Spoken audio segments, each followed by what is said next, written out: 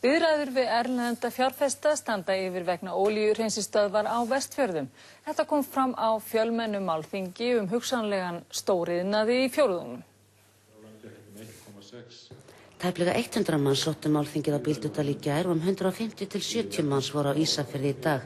Umræðu efnið stóriðja á Vestfjörðum.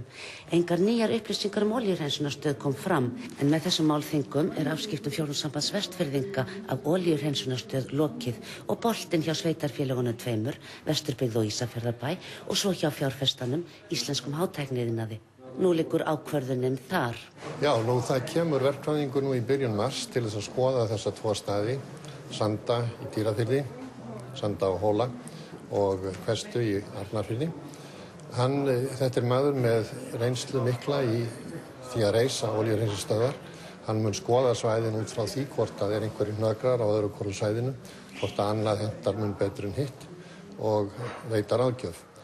Síðan standi yfir viðræður við þá aðila sem gert ráð fyrir að koma inn í framkvæmdina með okkur. Þær viðræður hafa verið jákvæðar. Það rætt að koma í sendinefnd, hugsanlega seint í þessum mánuði eða í næsta mánuði. Það þó ekki búið að tímasetja til viðræðuna við hlutaðeigandi íslenska aðila. Hægt að upplýsa hvaða fjársterki aðili þetta í útlöndum? Þetta eru öflug olíufélög erlendis. Það lagt upp með það að rússnesk félög standi að þessu til þess að tryggja aðföngin, en jafnframt vestræn félög sem þá í meira að markaðsliðinni.